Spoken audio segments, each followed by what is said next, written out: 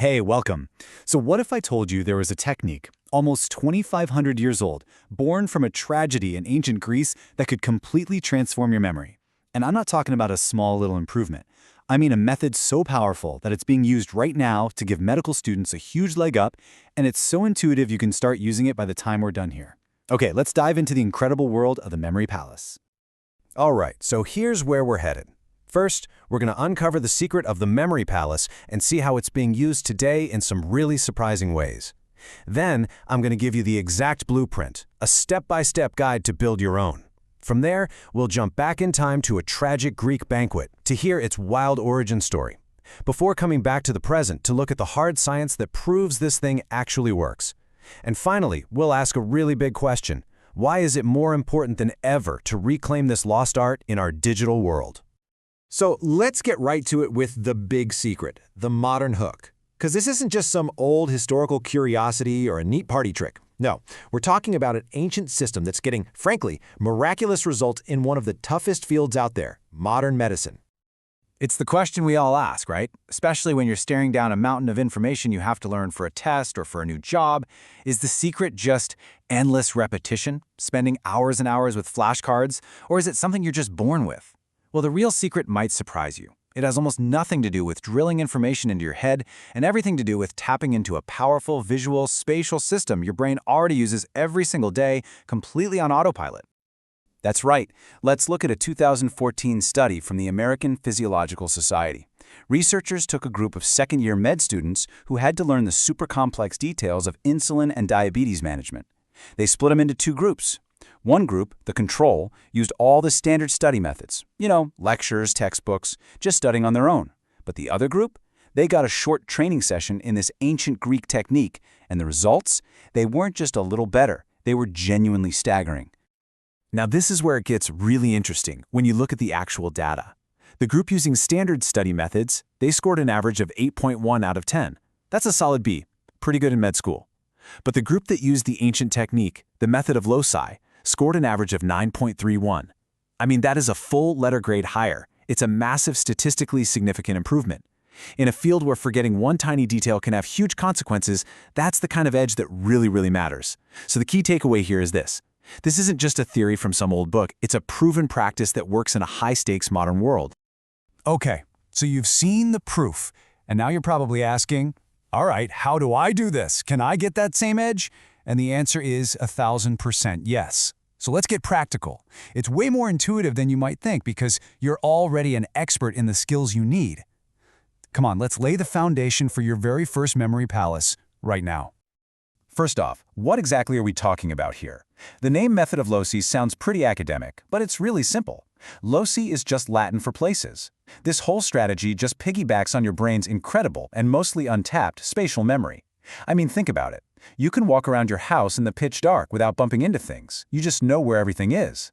The method of loci uses that built-in mental map. You just mentally place the things you want to remember in a familiar location, and then you just take a walk through it in your mind to get them back. Here's the four-step process. First, you pick your palace. This is so important.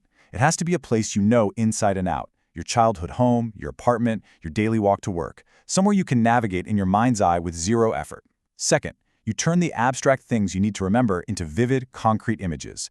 And the ancient masters were super clear about this. Make the images weird. Make them funny or violent or beautiful or totally grotesque. Our brains don't remember boring things. They remember stuff that stands out. Third, you mentally walk through your palace and drop each image at a specific spot, a locus. So, say you need to remember a shopping list. Milk, eggs, bread.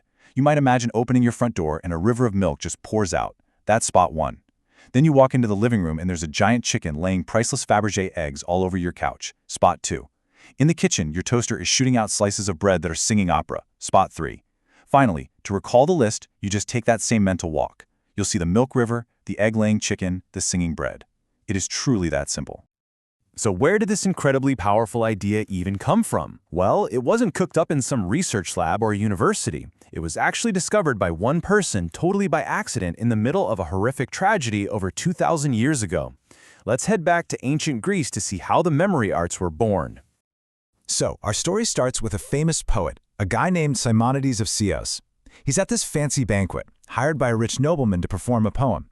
After he's done, someone tells him two young men are waiting for him outside. So he steps out of the hall. And at that exact moment, the roof of the building just gives way, collapsing and crushing the nobleman and every single one of his guests. The bodies were mangled beyond recognition. Simonides was the only one who made it out alive. As the heartbroken families arrived, they faced a second terrible tragedy. They couldn't even identify their loved ones to give them a proper burial. But then, Simonides discovered something incredible. He closed his eyes, and he realized that while he couldn't just list off the faces, he could perfectly picture the banquet hall from moments before the collapse. He could see the table, the pillars, everything. And most importantly, he remembered exactly where each person had been sitting. By mentally walking around that room, he connected each person to their physical location. And just like that, he was able to identify every single victim for their families. This experience gave Simonides the core insight of all memory training. As the Roman rhetorician Quintilian would later write, our memory is fundamentally anchored to place. This is something we all kind of experience. Like when you go back to your old high school, you don't just see the building. Suddenly you remember conversations you had by the lockers, or the feeling of sitting in a specific desk. Places aren't just coordinates. They're the scaffolds our minds build memories on. And Simonides was the first to realize you could do this on purpose. Simonides' accidental discovery didn't just disappear, it became the foundation of the art of memory, a central part of classical education for the next 2,000 years. The great Roman statesman Cicero wrote it all down in his work on public speaking, De Orator. Quintilian gave super detailed instructions on how to build and use these memory palaces. By the time of St. Augustine, the idea of memory had become this deep philosophical concept. It wasn't just a tool, it was the very storehouse of your soul, your identity. And this is a really vital point to get. For someone like Cicero, a trained memory wasn't a party trick for remembering names. In a world with no printing press, no smartphones, your mind was your library, your hard drive. It was everything. An orator had to hold entire speeches, legal cases, and philosophies in his head. And as Cicero says here, without a powerful, organized memory, all your other talents, being charming, logical, whatever, were completely useless. Memory was the absolute bedrock of knowledge, wisdom, and the power to persuade. It was a mark of a truly educated person. So, for centuries, the greatest minds in the Western world swore by this technique. But, as modern, evidence-based people, we have to ask, is this just a bunch of cool stories, or is there some hard science to back it up? Let's jump back to the 21st century and put this ancient wisdom under the microscope. It's a fair question, and it's one we have to ask. The story of Simonides is powerful, for sure, but anecdotes aren't data. Can we actually measure how well the method of loci works in a controlled scientific experiment? Can we prove it's better than the way most of us were taught to study? Well, the answer from a ton of recent research is a loud, clear, and definitive yes. Okay, let's look at another study, this one from 2015, that focused on the tough task of learning a new language. Researchers took two groups of students and gave them a list of new vocabulary words to memorize. The control group was told to use rehearsal, the classic method. Just repeat the words over and over, maybe write them down a bunch of times. The other group, though, got trained in the method of loci and were told to build a memory palace for the new words. Okay, the results you've seen here are pretty wild. Right after studying, on an immediate recall test, the loci group was already way ahead of the rehearsal group, scoring almost 17.5 compared to less than 12. But that's not even the most important part. The true test of learning isn't what you can remember tomorrow. It's what you still know a month from now. So the researchers tested the students again 4 weeks later. And just look at those numbers. The rehearsal group score absolutely tanked, down to just over 8. They'd forgotten about a third of what they learned. And the loci group? Their score was 16.35. They had forgotten almost nothing. This is the crucial takeaway. This method isn't for cramming, it's for building strong, long-term memory. So why is it so much better? Well, this pretty much breaks it down. Rote rehearsal is just brute force. You're trying to hammer a new fact into your brain without connecting it to anything. The students in the study even said it was boring and tedious.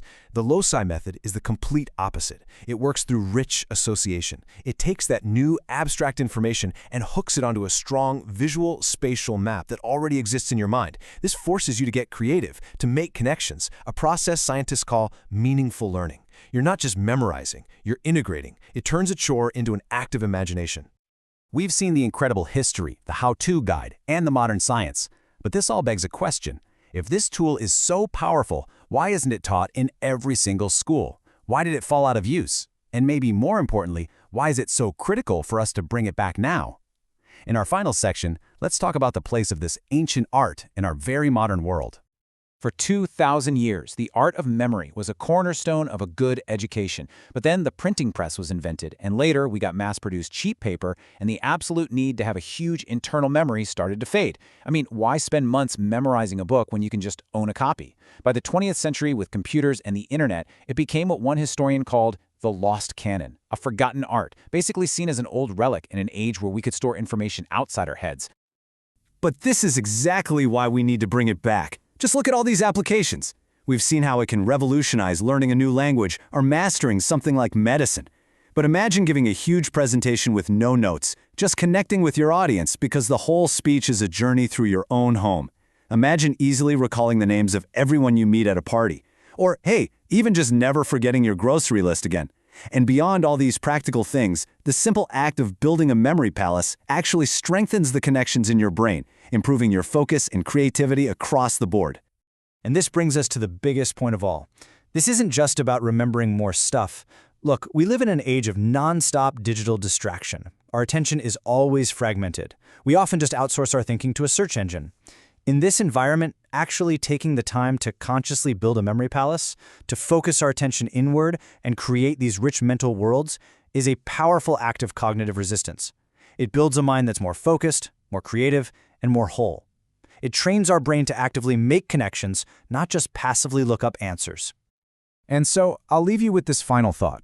We all carry an external brain in our pockets, right? A device that can access pretty much all of human knowledge. It's an incredible tool. But in our growing reliance on these external things, what do we risk losing? What's the real value of knowledge that is deeply woven into the architecture of your own mind, knowledge that's become a part of you, versus information that you can just look up? It's something worth remembering.